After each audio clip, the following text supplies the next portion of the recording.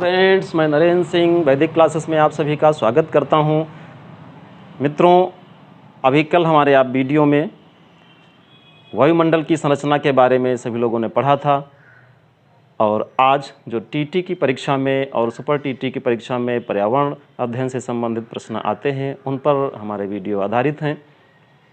आज हम सभी लोग पृथ्वी की आंतरिक संरचना के बारे में अध्ययन करेंगे। तो चलिए मित्रों, देखते हैं कि इस पृथ्वी की आंतरिक संरचना से कितने महत्वपूर्ण तथ्य बनते हैं जो हमारी परीक्षा के लिए इम्पॉर्टेंट हैं। तो सबसे पहले हम ये देखते हैं कि पृथ्वी की आंतरिक संरचना के बारे में तमाम सारे जो वैज्ञानिक थे वो अभी पूर्ण मत नहीं प्राप्त कर सके हैं कि इसकी संरचना कैसी है, क्योंकि पृथ्वी की आंतरिक संरचना को मनुष्य अपनी आँखों से नहीं देख सकता। देखते हैं कि जो अफ्रीका की कोयले की खदानें हैं वो भी 3 से 4 किलोमीटर ही नीचे हैं जहाँ तक मनुष्य पहुँच पाया है। या यूँ देखें कि जो ज्वालामुखी के उद्गार होते हैं वो भी 60 किलोमीटर तक नीचे से ही होते हैं, जबकि इसकी आंतरिक संरचना बहुत ही अंदर तक है। तो इसके बारे में तमाम सारे वैज्ञानिकों ने तमाम सारे मत दिए और बहुत सारे जिन अनुमानों से हम पृथ्वी की आंतरिक संरचना की बात करते हैं उन मतों को भी हम एक एक करके पढ़ेंगे कि कौन से ऐसे मत हैं, कौन कौन से ऐसे स्रोत हैं जिनसे वैज्ञानिकों ने अनुमान लगाया है कि पृथ्वी की आंतरिक सतह, आंतरिक संरचना कैसी होगी। तो मित्रों, हम देखते हैं कि जो स्रोत हैं जिनसे हमारी पृथ्वी की आंतरिक संरचना ज्ञात होती है, उन स्रोत में एक तो है प्राकृतिक स्रोत और दूसरे नंबर पर है अप्राकृतिक स्रोत।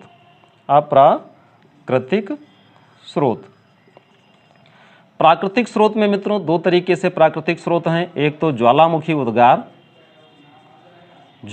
उद्गार से हम पता लगा देते हैं, ज्वालामुखी उद्गार से हम पता लगा लेते हैं कि पृथ्वी के अंदर कौन कौन से तत्वों की अधिकता है और कितनी गहराई में है। फिर इसके बाद भूकंपीय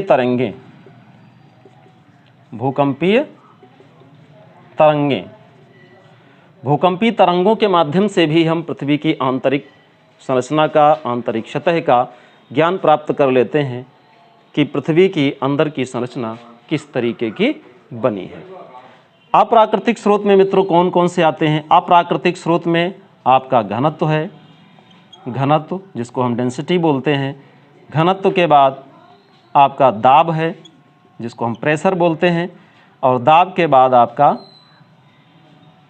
तापमान है यानी टेम्परेचर।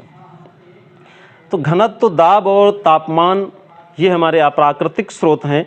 इनके माध्यम से भी हम पृथ्वी की आंतरिक संरचना का पता लगाते हैं।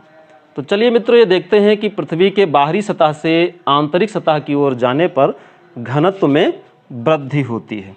अब हम देखते हैं, जैसे ये पृथ्वी की आंतरिक संरचना को हमने ये एक चित्र बनाया है, ये कहाँ से है इस तरीके से हम देखते हैं। मान लो ये पृथ्वी है,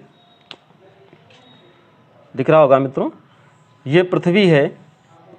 इस पृथ्वी के अंदर जैसे जैसे हम बढ़ेंगे अंदर, वैसे वैसे घनत्व में वृद्धि होती रहती है। घनत्व में वृद्धि होने से दाब बढ़ता है। जैसे जैसे हम अंदर की तरफ जाएंगे वैसे वैसे घनत्व बढ़ेगा और घनत्व बढ़ने से दाब बढ़ता है। और जब दाब बढ़ता है पृथ्वी की आंतरिक संरचना में, जब दाब बढ़ेगा तो दाब के बढ़ने से तापमान में भी बढ़ोतरी हो जाती है। तो मित्रों, हम ये देखते हैं कि जैसे जैसे हम अंदर की तरफ जाते हैं वैसे वैसे तापमान में बढ़ोतरी हो जाती है। तो यहाँ पर एक बहुत ही इम्पॉर्टेंट प्रश्न कई बार आप सभी लोगों की परीक्षाओं में पूछा गया कि पृथ्वी के अंदर हम 32 मीटर अंदर जाने पर 1 डिग्री सेल्सियस तापमान में वृद्धि हो जाती है। कई बार मित्रों परीक्षा में पूछा गया कि पृथ्वी के अंदर कितने मीटर नीचे जाने पर तापमान में वृद्धि होती है। तो 32 मीटर नीचे जाने पर 1 डिग्री सेल्सियस तापमान में वृद्धि होती है। लेकिन ये मित्रों एक सीमा तक ही वृद्धि होती है। लगातार 32 मीटर जाने पर क्रमशः 1 डिग्री सेल्सियस तापमान नहीं बढ़ता, ये एक सीमा तक ही बढ़ता है, फिर इसके बाद दूसरी क्रियाएं होती हैं। तो मित्रों हम पृथ्वी की आंतरिक सतह को इस चित्र के माध्यम से भी समझेंगे। पृथ्वी की आंतरिक सतह को तो देखते हैं कि पृथ्वी की जो आंतरिक भाग है वो 3 भाग से मिलकर के बना है। पृथ्वी का जो आंतरिक भाग है वो 3 भाग से मिलकर के बना है। ये ऊपर का जो हमारा भाग है, ऊपर का जो ये भाग है जिसको हम बोलते हैं भूपर्पटी, ऊपर वाले भाग को क्या बोलते हैं? भूपर्पटी बोलते हैं। भूपर्पटी इसको जो है हम अन्य नाम से भी जानते हैं, जिसको हम क्या बोलते हैं? क्रस्ट, यानी क्रस्ट। तो ये जो भूपर्पटी है, ये भूपर्पटी जो है मित्रों ये ठोस परत है, ये पृथ्वी का सबसे ऊपरी भाग है। ये भूपर्पटी जो है ये ठोस परत है, ये पृथ्वी का सबसे ऊपरी भाग है। इसके ऊपर जहाँ पर हमारी जो है जीवन शैली है, जहाँ पर वृक्ष पेड़ पौधे पृथ्वी और कृषि भूभाग होता है, ये पृथ्वी का सबसे ऊपरी परत है, ये भूपर्पटी। जो नीचे की तरफ आते हैं तो वो भूपर्पटी का क्रस्ट होता है मित्रों। तो ये जो भूपर्पटी है ये 34 किलोमीटर से लेकर के 100 किलोमीटर की मोटी एक पृथ्वी की आंतरिक परत है। इस आंतरिक परत में हम ये देखते हैं कि इसकी जो मोटाई होती है, इसकी मोटाई जो महासागरों की दृष्टि से अगर देखें तो महासागरों में इस परत की मोटाई कम पाई जाती है, और स्थल भाग से अगर हम देखें तो स्थल भाग से इस परत की मोटाई अधिक पाई जाती है। कारण ये है कि महासागर गहरे होते हैं और जितने गहराई में हमको एक जो है परत मिलती है वहाँ से मापा जाता है, तो इसलिए जो है इनकी मोटाई वहाँ से कम पाई जाती है। तो ये जो परत है मित्रों, इस परत में अधिकांशतः जो है सिलिकॉन और एल्युमिनियम की अधिकता के कारण इसको हम किस नाम से जानते हैं? सियाल। इसको सियाल भी कहा जाता है। सियाल इसलिए कहा जाता है कि Si से सिलिका और Al से एल्युमिनियम होता है, यानी सिलिका और Al से एल्युमिनियम,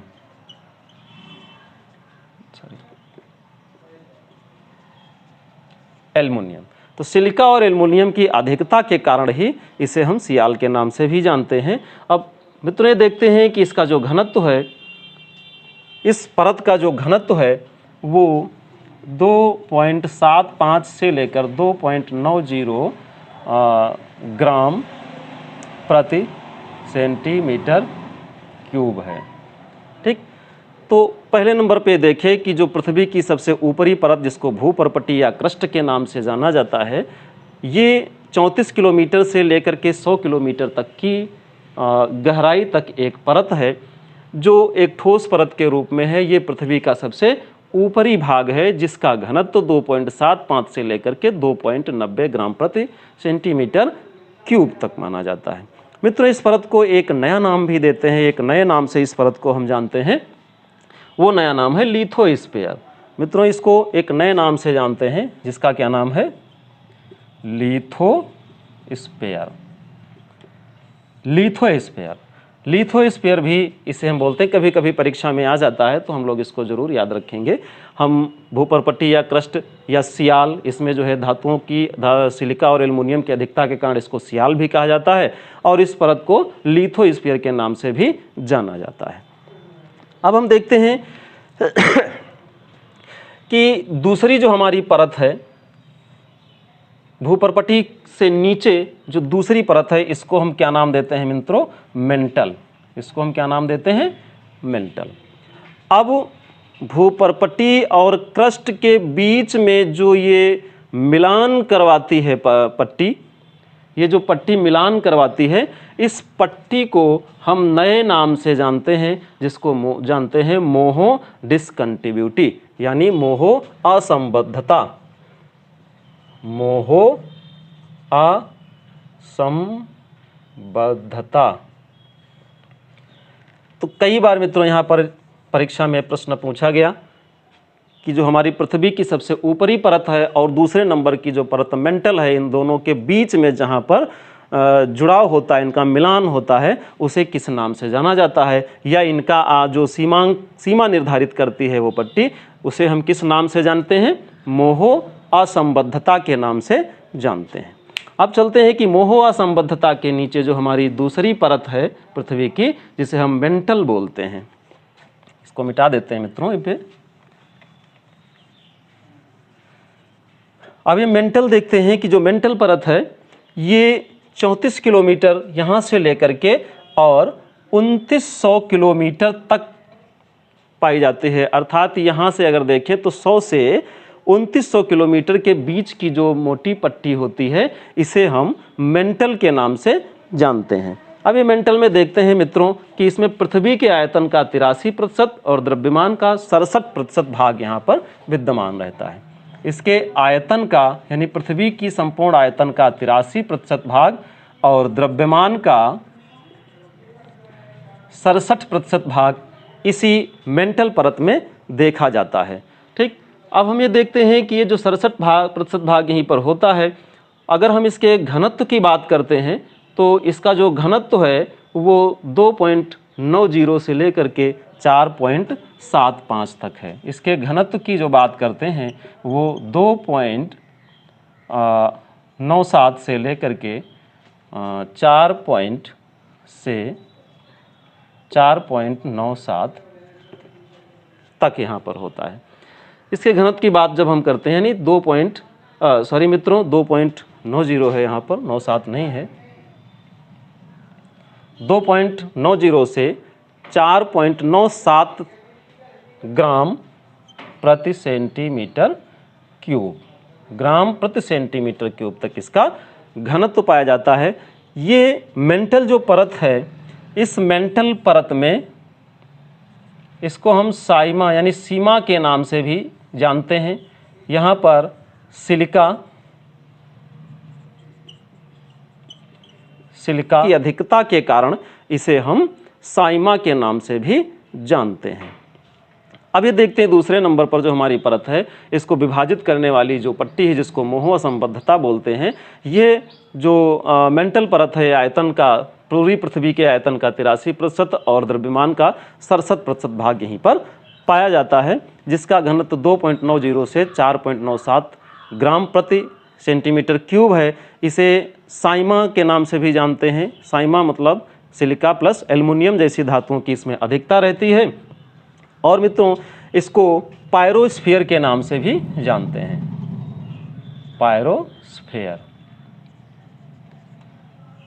पायरोस्फीयर के नाम से भी जानते हैं। अभी देखा कि जो हमारी पहली परत है सबसे ऊपर, जिसे हम लिथोस्फीयर के नाम से जानते हैं, और ये जो दूसरी परत है, ठीक, मेंटल, इसको हम पायरोस्फीयर के नाम से भी जानते हैं। आप चलते हैं यहाँ पर मित्रों, जो मेंटल है, मेंटल के जो नीचे का, सबसे नीचे का जो हिस्सा है, सबसे नीचे की जो परत है, इसको मित्रों जो है हम क्रोड के नाम से जानते हैं, जिसको हम क्या बोलते हैं? क्रोड।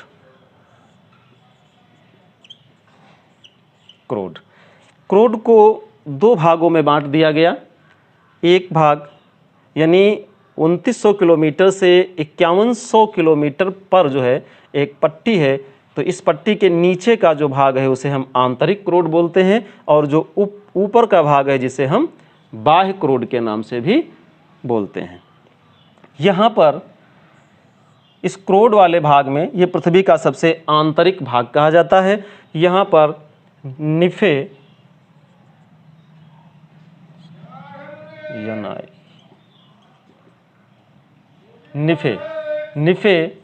यहाँ पर निकिल और फेरियम मतलब लोहा, यहाँ पर सबसे अधिक मात्रा में निकिल और लोहा पाया जाने के कारण इसे निफे के नाम से भी जाना जाता है। यहाँ पर हम ये देखते हैं कि पृथ्वी के अंदर जाने पर तापमान में ज़्यादा दाब हो जाता है।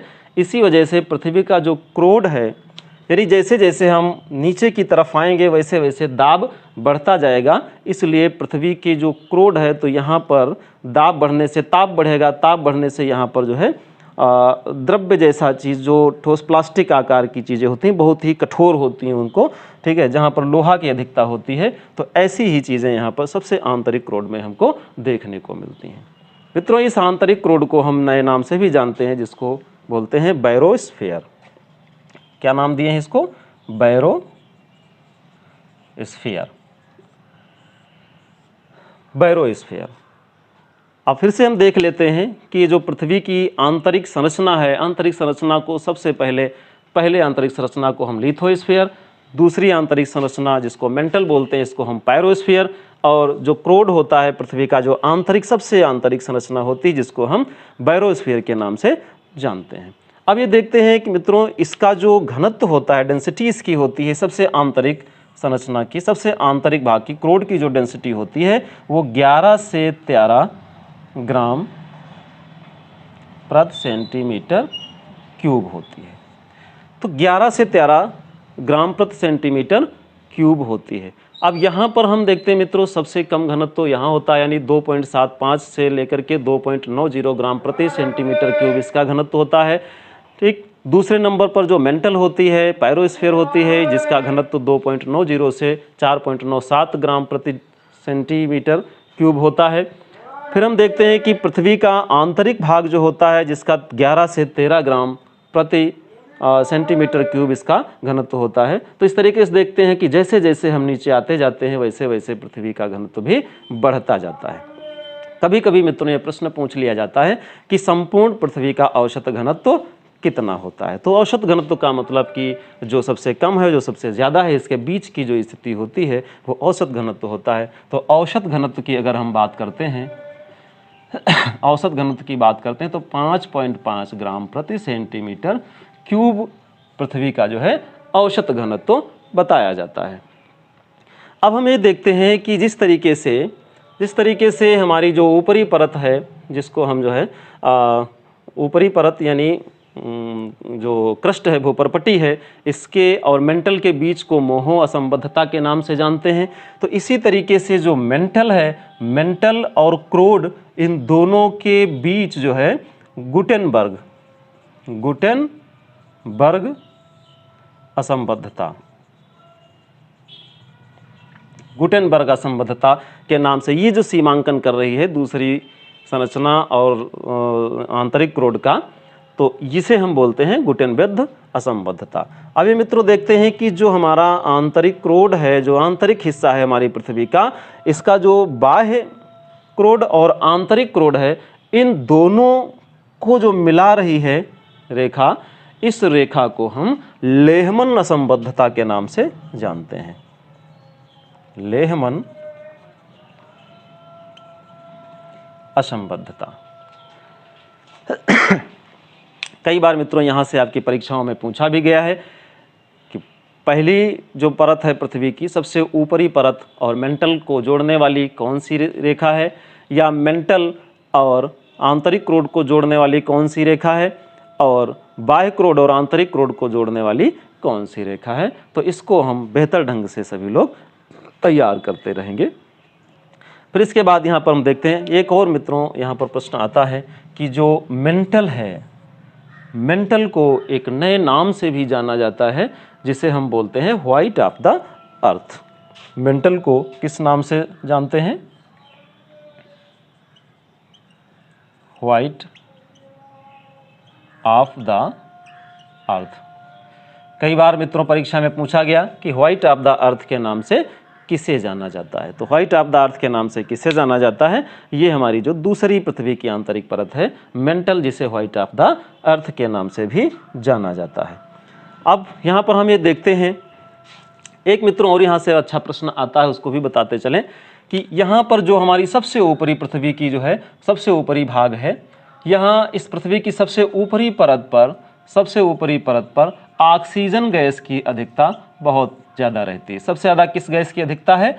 ऑक्सीजन गैस की अधिकता रहती है, जो 46.80% तक पाई जाती है। अब यहाँ पर जानने की बहुत ज़्यादा ज़रूरत है, क्योंकि इससे पहले जो हम पढ़ चुके हैं वायुमंडल में, तो वायुमंडल में नाइट्रोजन गैस की सबसे ज़्यादा अधिकता है, लगभग 78% तक नाइट्रोजन गैस पाई जाती है। लेकिन अक्सर करके यहाँ पर जो भी हमारे प्रतियोगी छात्र हैं वो गलत कर देते हैं, क्योंकि ध्यान नहीं रहता इस चीज़ का। अगर पृथ्वी की सतह पर पूछा जाए तो पृथ्वी की सतह पर ऑक्सीजन गैस की मात्रा सबसे ज़्यादा होती है, और अगर हम वायुमंडल की बात करें तो वायुमंडल पर सबसे ज़्यादा नाइट्रोजन गैस की अधिकता होती है। तो ये विशेष रूप से हम इसको ध्यान रखेंगे आगे चल करके, यहाँ से कोई प्रश्न गलत ना होने पाए।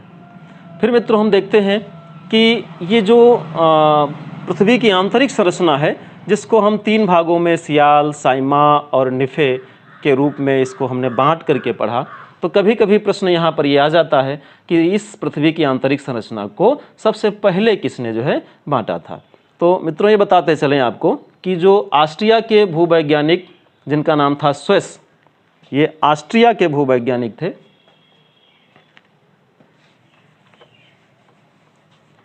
एक ऑस्ट्रिया देश है, ऑस्ट्रिया के भूवैज्ञानिक जिनका नाम था स्विस, यानी स्वेस भी लिखा होता है कहीं कहीं, स्वेस ने सबसे पहले पृथ्वी की आंतरिक संरचना को, यानी पृथ्वी की आंतरिक संरचना को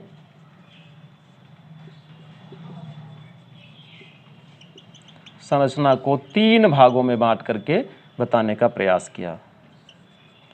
3 भागों में बांटा।